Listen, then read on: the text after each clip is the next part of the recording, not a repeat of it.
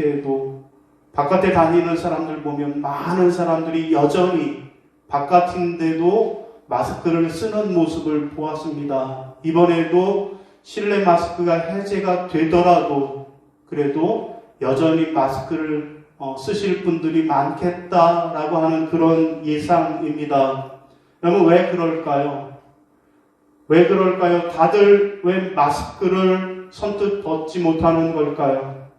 이에 대해서 전문가들은 타인에게 피해를 주지 않으려는 사회적인 분위기를 그 이유로 꼽았습니다. 서울대 사회학과 교수 서희정 교수는 한국 사회가 개인화되어 있다고는 하지만 남을 배려해야 한다라는 공동에 대한 의무감이나 책임감은 여전히 강하다라고 설명을 했고요. 또 곽금주 서울대 심리학과 교수는 동조 효과를 배경으로 지목했습니다. 곧 새로운 행동을 할 때에는 다른 사람의 행동을 지켜보면서 동조하는 경향이 있다라는 거예요. 아직 마스크를 쓰지 않은 사람들이 훨씬 더 많기 때문에 마스크를 벗는데 불안함을 느끼는 것이라는 것이고요. 또 임명호 단국대 심리학과 교수는 우리 사회 구성원들이 익명성을 선호하기 때문이라고 합니다. 한국 사회는 문화적으로 익명성에 대한 선호가 높다면서 타인의 시선이 부담을 갖는 시민들이 많은데 이는 감정 표현이나 신분 노출을 꺼리는 문화적 배경에 영향을 받았을 것이라고 설명합니다. 여러분, 이유가 어쨌든지 간에 남에게 피해를 주지 않으려든 동조 효과든 익명성이든 간에 하루빨리 마스크를 벗고 서로 얼굴과 얼굴을 바라보면서 그렇게 인사하는 날이 빨리 왔으면 좋겠습니다.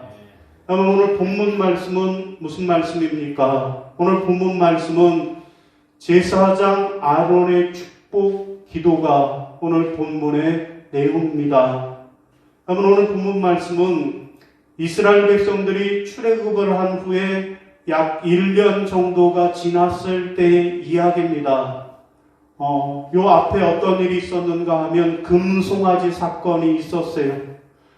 금송아지를 만들어서 이것이 우리 하나님이라고 섬겨서 하나님의 진노를 받았던 사건이 있었고요. 그 후에 다시 이스라엘이 대열을 정비해서 그렇게 앞으로 나아가는 그런 때였습니다. 자, 이제 막 가나안 땅을 향하여서 다시 출발하려는 이스라엘 백성들에게 하나님은 잠깐 그 발걸음을 멈추라 말씀하시고 모세에게 명하여서 아론과 그의 아들들 곧 제사장들에게 고하여서 이스라엘 백성들을 이렇게 축복하라 말씀하신 것입니다. 하나님이 모세를 통해서 제사장 아론을 통하여 이스라엘 백성들을 이렇게 축복하라 라고 하는 하나님의 축복, 제사장의 축복이 오늘 본문의 내용입니다. 여러분, 그러면 하나님이 우리에게 주시는 최고의 축복은 무엇일까요? 하나님이 우리에게 주시는 최고의 축복은 그것은 바로 하나님의 얼굴을 비춰주시는 것, 하나님이 당신의 얼굴을 우리에게 비춰주시는 것, 그것이 최고의 축복이라고 오늘 본문은 우리에게 말씀하고 계십니다. 우리에게 돈 많이 주고 우리에게 건강하게 오래 사는 것, 그것도 축복이지만 최고의 축복은 바로 하나님이 당신의 얼굴을 우리에게 비춰주시는 것, 그것이 최고의 축복이라고 오늘 본문은 말씀하고 있습니다. 여러분, 그런데 우리가 얼굴이라고 하는 말에 주목을 해보면, 여러분, 얼굴 무슨 뜻일까요? 왜 얼굴이라고 할까요? 여러분, 원래 우리말 얼굴은 혼이라는 뜻이고 영혼이라고 하는 뜻입니다. 그리고 굴은 뭘까요? 동굴. 얼이 드나드는 동굴이다. 영혼이 통과하는 그런 동굴이 바로 얼굴이라는 뜻입니다. 여러분, 곧 눈과 귀로도 많은 정보가 들어오지만 특히 코로는 공기가 들어오니까 코는 하늘이라고 하는 뜻이고요. 그런가 하면 입으로는 뭐가 들어옵니까? 음식이 들어오니까 땅이라는 뜻입니다. 그리고 코와 입 중간에 오목하게 들어가는 곳을 우리가 인중혈이라고 한다라는 거예요. 여러분, 이렇게 우리의 얼굴은 영혼이 통과하는 그런 동굴과 같다라는 그런 의미가 있습니다. 그러므로 우리는 우리의 얼굴을 잘 관리해야만 하겠습니다. 우리의 얼굴이 하나님이 도와주시는 그런 얼굴이 되어야만 하겠습니다. 하나님은 신실한 성도들을 향하여서 하나님의 얼굴빛을 비춰서 우리에게 축복하시기를 원하시는 하나님입니다. 우리가 그 하나님의 얼굴빛의 축복을 받았으니까 그 받은 복을 세상을 향하여 나누어주는 그런 성도로 살아가시기를 주님의 이름으로 축원합니다. 여러분, 그러면 오늘 하나님이 제사장 아론과 그의 아들들을 통해서 이스라엘 백성들에게 축복하시는 것은 무엇일까요? 그러면 오늘 우리 왕같은 제사장 된 우리는 또 세상을 향하여서 어떻게 하나님의 축복을 전해야 할까요? 그러면 첫 번째로는 하나님의 은혜를 전해야만 하겠습니다. 따라하겠습니다. 하나님의 은혜입니다. 하나님의 은혜입니다. 자, 25절 시작. 여호와는 그의 얼굴을 내게 비추사 은혜 베푸시기를 원하며. 아멘. 무슨 말씀일까요? 우리가 선포해야 할 하나님의 축복은 바로 하나님의 은혜를 선포해야 한다라는 말씀입니다. 여러분, 여기 여호와의 얼굴이라고 하는 그 뜻은 여호와의 얼굴은 그분의 인격이요, 그분의 성품을 상징하는 것입니다. 여러분, 그러므로 하나님께서 얼굴을 가리우신다라고 하는 것은 절망과 죽음을 의미합니다. 반면에 하나님께서 얼굴을 비추신다라고 하는 것은 생명과 구원을 의미합니다. 여러분, 그러므로 하나님의 얼굴 방향이 인간의 생존과 축복의 향방이라고 할 수 있습니다.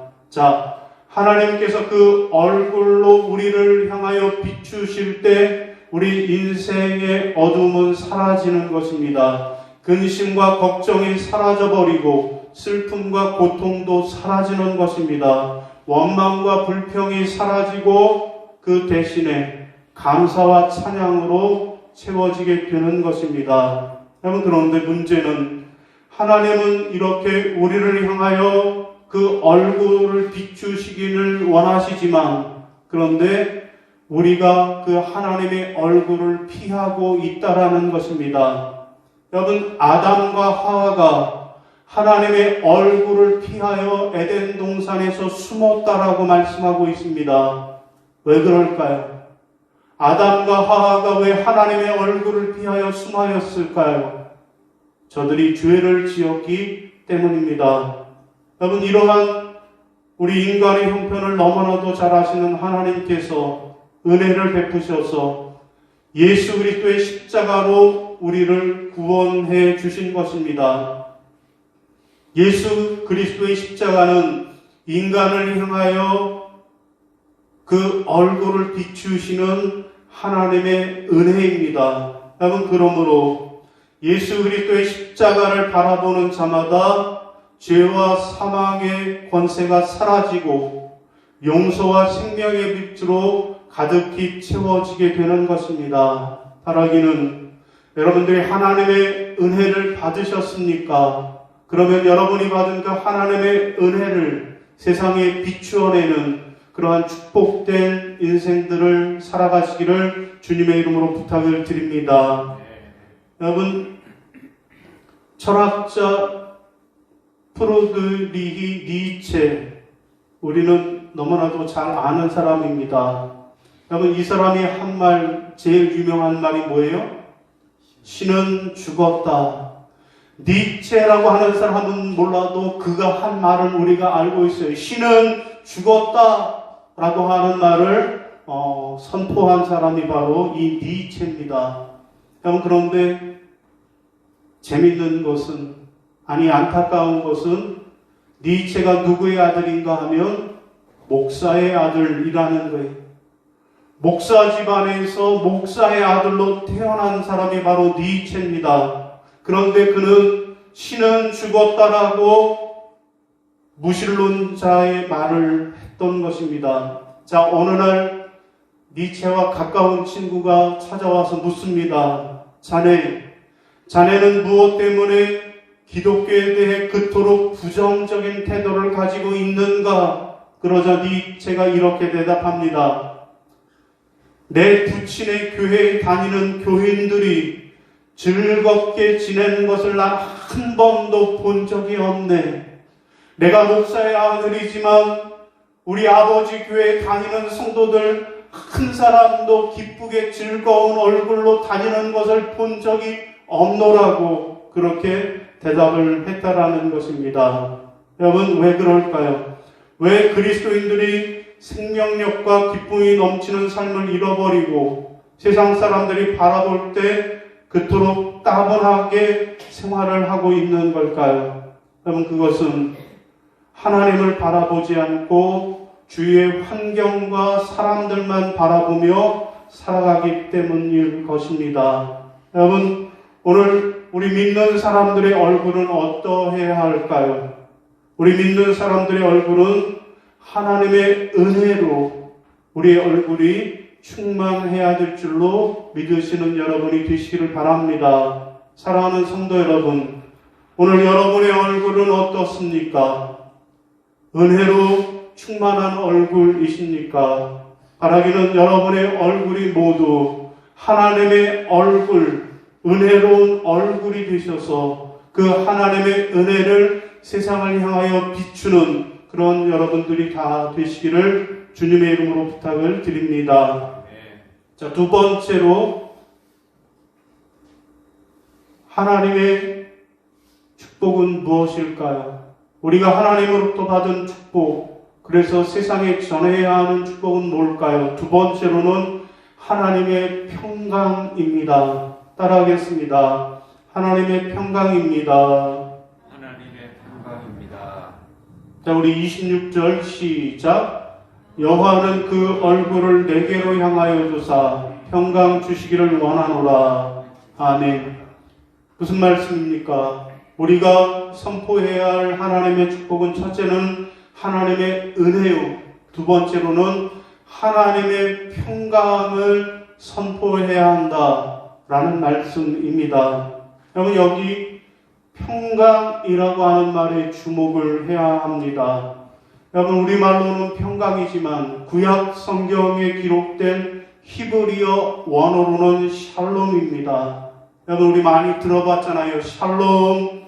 여러분, 샬롬이라고 하는 말이 평강이라고 하는 말인데 그것은 전쟁과 분쟁과 갈등이 없는 화목한 관계를 말하는 것입니다. 곧 나라와 민족 간의 갈등과 분쟁이 없는 평화를 말합니다. 노사 간의 분쟁이 없는 화평을 말합니다. 남편과 아내, 고부 간의 갈등이 없는 화목을 말합니다. 이웃 간의 다툼과 불화가 없는 평안을 의미하는 것입니다. 여러분, 하나님께서는 우리에게 이런 평강을 주시기를 원하신다라는 말씀입니다. 여러분, 우리 요한복음 14장 27절 같이 한번 읽어볼까요? 시작. 평안을 너희에게 끼치노니 곧 나의 평안을 너희에게 주노라. 내가 너희에게 주는 것은 세상이 주는 것 같이 아니하리라. 너희는 마음에 근심도 말고 두려워하지도 말라. 아멘. 여러분, 그렇습니다. 하나님이 우리에게 주시는 것은 하나님의 평강입니다. 우리는 예수 그리스도를 통하여 하나님의 평강을 받은 사람들입니다. 그러므로 우리가 받은 이 평강을, 이 하나님의 평강을 세상에 전하는 자들로 살아가시는 여러분이 되시기를 바랍니다. 여러분, 1896년 영국의 맥스 비어봄이 발표한 행복한 위선자라고 하는 장편 우화가 있습니다. 이 우화의 주인공 로드 조지 헬은 참으로 무례한 사람이었고 수많은 악행을 행하면서 그의 얼굴까지 악마처럼 흉하게 일그러져 버리고 말았습니다. 자, 그러던 어느 날 그는 아주 아리따운 처녀를 보고 사랑에 빠지고 말았습니다. 그녀와 결혼을 하기를 원했지만 그는 그 아름답고 순결한 처녀가 자기처럼 흉측한 얼굴을 하고 있는 사람과는 절대 결혼하지 않을 것을 잘 알고 죄로 찌들어 있는 자신의 얼굴을 감추려고 성자의 가면을 썼습니다. 자, 이 가면 덕분에 마침내 그는 결혼에 성공을 했습니다. 결혼 후 헬은 감사한 마음으로 최선을 다해 아내를 사랑했습니다.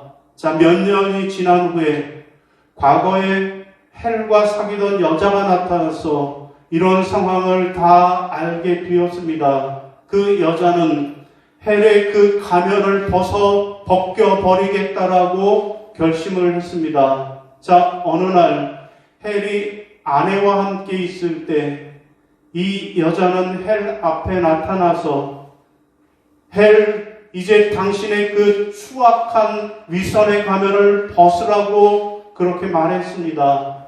마침내 그의 가면이 벗겨졌습니다. 그의 가면이 벗겨졌을 때 성자의 가면 위에 있던 그의 얼굴은 더 이상 흉측한 죄인의 얼굴이 아니었고 진짜 성자의 얼굴로 변해 있었다라는 이야기입니다. 그러면 예수님은 오병이어의 기적을 행하신 후에 무리들은 다 흩어서 보내시고 제자들은 먼저 갈릴리 바다를 배 타고 건너가라고 명하신 후에 혼자 산 위에 올라가셔서 혼자 남아서 기도를 하셨습니다. 자, 제자들은 이제 배를 타고 바다를 건너는 중에 바다 한가운데에서 큰 풍랑을 만나서 배가 뒤집힐 지경이 되었습니다. 마치 그때는 깜깜한 밤중이었고 파선의 위기에 빠진 것입니다. 그때 예수님은 바다 위를 걸어서 공경에 빠져 있는 불안과 공포에 떨고 있는 제자들에게 다가오셨습니다. 제자들은 한밤중에 바다 위를 걸어오는 예수님을 보고 유령이라고 놀라고 두려워했습니다. 예수님은 말씀하셨습니다. 안심하라, 내니 두려워하지 말라. 그리고 배에 오르시니까 바람이 잔잔해졌습니다. 자, 이런 광경을 목격했던 배 안에 있던 모든 제자들이 예수님에게 절하면서 진실로 하나님의 아들이시나이다라고 고백을 했습니다. 여러분, 어떻게 이런 일이 가능했을까요? 그것은 홀로 산에서 기도하시던 예수님께서 바다 저 한가운데서 풍랑을 만나 불안과 공포에 떨고 있는 제자들에게 당신의 얼굴을 향하여 드셨기 때문입니다. 그래서 바다 위에 급히 걸어오셔서 불안과 공포에 떨고 있던 제자들을 구해 주셨던 것입니다. 사랑하는 성도 여러분, 오늘 여러분의 얼굴은 어떤 얼굴입니까? 평안한 얼굴입니까? 바라기는 여러분의 얼굴이 하나님의 얼굴, 곧 평안한 얼굴로 세상을 향하여 하나님의 빛을 비춰내시는 여러분이 되시기를 바랍니다. 여러분, 오늘 말씀을 정리하겠습니다. 오늘 말씀은 제사장의 축복입니다. 여러분, 제사장의 복장이고 제사장의 모습입니다. 여러분, 구약 시대에 제사장들에게 주어진 가장 중요한 역할은 무엇이었을까요? 그것은 바로 하나님을 대신해서 백성들을 향하여 하나님의 복을 전해주는 것, 하나님의 복을 대신 전해주고 축복하는 것이 제사장의 가장 큰 임무였습니다. 여러분, 그러면 그런 역할이 오늘날 우리의 공적 예배에서는 목회자의 축도를 통해서 이루어지고 있습니다. 여러분, 그러나 성경은 말씀합니다.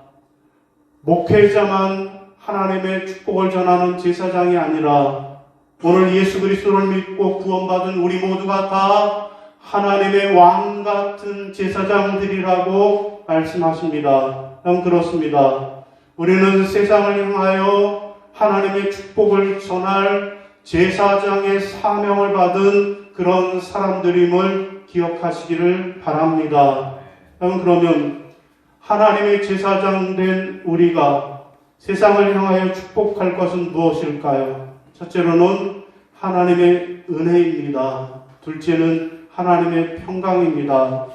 바라기는 올 한 해 여러분 모두가 내가 하나님의 제사장임을 분명히 기억하고 하나님의 얼굴을 세상을 향하여 사람들을 향하여 비추는 삶을 살아가시기를 바랍니다. 그래서 하나님의 은혜와 하나님의 평강을 축복하는 저와 여러분이 다 되시기를 주님의 이름으로 축원합니다. 예, 우리 다 함께 자리에서 일어나셔서 결단 찬송 부르시겠습니다.